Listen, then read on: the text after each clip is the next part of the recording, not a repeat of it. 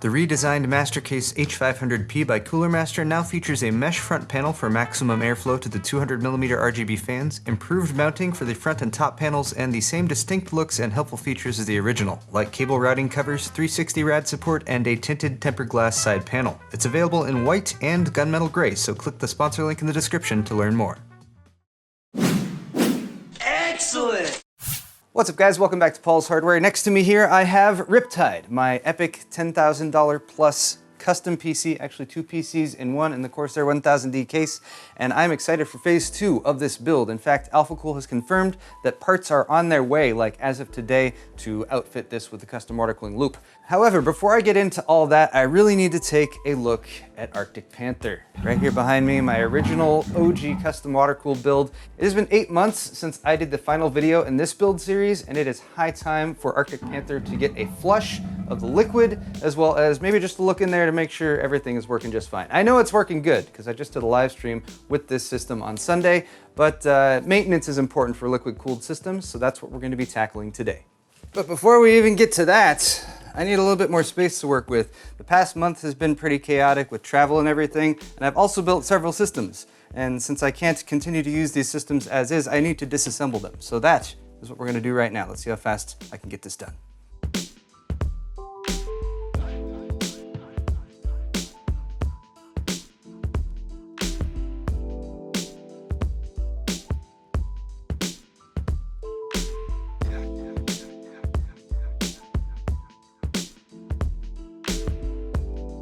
Taking those computers apart took a little bit longer than expected. One thing I did notice about Arctic Panther back here, somehow we have rehabilitated our flow indicator. Yes, Primo Chill flow indicator is now flowing. So I guess when I did the live stream on Sunday and kept it warm for an extended period of time, maybe that loosened that up. It is time to shut this down though and move on to the maintenance portion of today's video. Off comes our OG tempered glass side panel. Rocking tempered glass on a Define R5 before it was cool. And now what are things looking like inside? Oh, there's maybe some stuff to be concerned about here. So it does seem like I have plenty of flow in here still, as indicated by the previously moving flow indicator, although there is some buildup. So if you guys recall, when Primo Chill launched the View fluid, which is very pretty looking, it's opaque fluid with some texture stuff in there to make it actually noticeable as the fluid is flowing through it. And various people like myself and Jay and others who have tried it have had varying experiences. Now, I should point out that what I got was one of the earliest original batches of the white fluid, so they have made some updates and some changes to it since then. And they've also come out with like a system prep kit, which is like a biocide, some cleaning stuff that you add to your existing loop to make sure that you're cleaning out any old parts that might have old dye or something like that in it. Now, from the original Arctic Panther builds from like 4 years ago, I did have some old opaque white fluid that was still possibly kept in some of the parts. So up here specifically in the monoblock is where I'm seeing the most amount of buildup, and it's mostly white stuff in there. So obviously not good, we don't want too much of that in there. But again, I can't be totally sure if this is residue from the OG opaque white fluid that I had in the OG Arctic Panther build or the newer View fluid that I had since then. But whatever the case may be, I'm going to drain this loop today, and we'll see if just cycling through some fluid can help clean some of that gunk out. So file this under best laid plans can all go awry. I have a fair amount of flexible tubing. I got some replacement from Primo Chill here, their Primo Flex Advanced. What I've discovered though is that while I do have lots of fittings, they're all hardline fittings. I've done like all hardline water cool builds so far. So my plan of setting up a little loop off of this thing to cycle stuff is really going by the wayside, and I don't want to do any tube bending to set that up.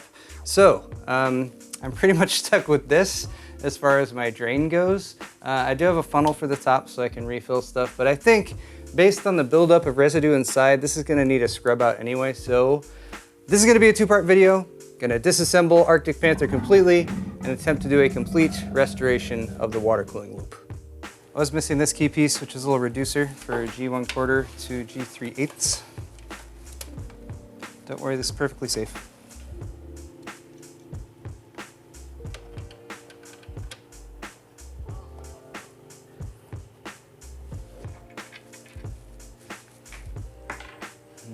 I should have to do is turn that.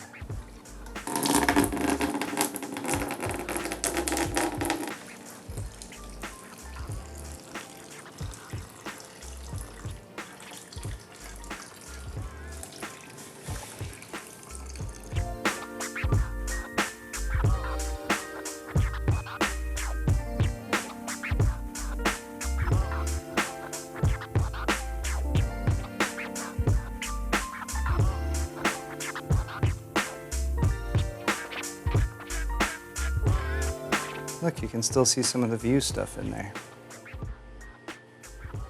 That looks cool.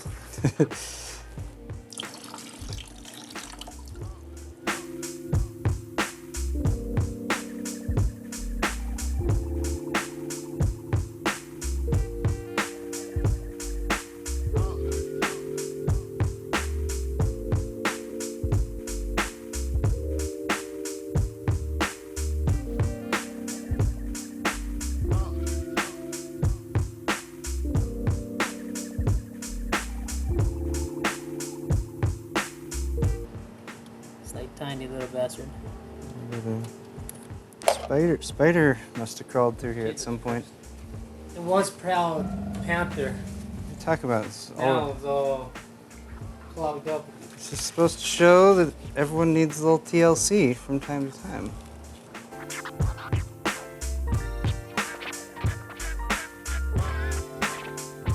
Alright, so see this kind of thing? This shows me that the flush would not have done much for us because I'm running water directly over that caked on residue. And it is not, it's not going away. It needs active scrubbing.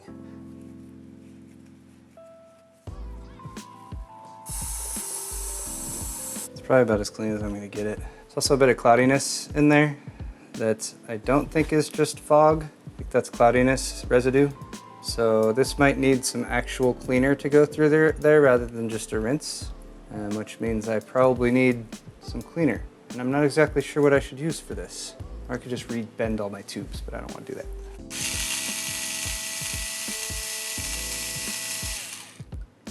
All right, so here's our Primo Chill flow indicator. Still not entirely sure why this stopped up. Meanwhile, inside, ooh, there's some nastiness. The centerpiece here can actually be removed. The buildup, the residue, actually got in between there and then built up against the bearing itself. And that's what caused this to get gummed up and stop spinning. All right, guys, as predicted, this is going to be a two-part video because I ended up disassembling this whole thing. In fact, this whole video has pretty much been about me taking all my computers apart, so I guess that's what I'll call this video. But I hope you've enjoyed it, and I have hopefully learned some stuff in this process as well. Now, the blocks are the main reason why I need to make this a two-part thing. As you can see, they have filled up with some ooey gooey residue buildup in there, and that is a result of the pretty coolant that I use, which is opaque, but which also leads to buildup over time. And remember, it's not just the view stuff that I used in here for the Arctic Panther rebuild, but I also had some white opaque coolant that I had for the original Arctic Panther build, and I did reuse at least a radiator from that build. So chemically, the makeup that I had going on in this loop was not ideal, and that has been proven by the buildup that you can see. I did try to clean out some of the tubes to get that residue out, and there was some cloudiness still, so I think I'm gonna need to actually attack this with some actual cleaning agent, but I'm not 100% sure what I'm gonna use for that yet. So if you guys have any suggestions for me, leave them in the comments.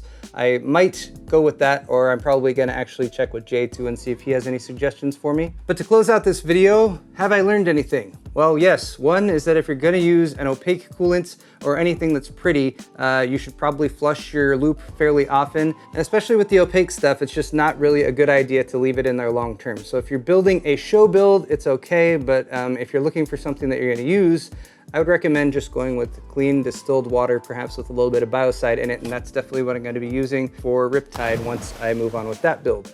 Second thing would be my drain system here. I do like that I have the fill port at the top and the drain at the bottom, and actually most of this loop did drain just fine, but I think because of some of the radiator setups as well as some of the aesthetic trickiness I had going on up here with the flow indicator and some of those loop-de-loop bends, made it so that it didn't actually all flush out. So I did have to sort of take it apart a piece at a time, and there still was a decent amount of fluid up in those radiators. So again, with the Riptide build, my plan is to go with quick disconnects so that if I do need to flush the system, I can take it off a piece at a time. Like I can take the block off as one complete thing, or I can take the GPUs off as one complete thing and then flush those individually. But that's all the time I have for this video, guys. So of course, leave me comments in the comment section below. I imagine you guys have some feedback, like how silly it is for me to have built this high end of a system and then do what I did to it with the opaque coolant. Maybe some commentary on my overripe bananas. I don't know. Just let me know anything you have to say. Thumbs up button too, of course, if you enjoyed it, and subscribe to my channel if you want to see more videos, as well as the Riptide build, as well as the follow-up to Arctic Panther rehabilitation again. Thanks again for watching, guys, and we'll see you next time.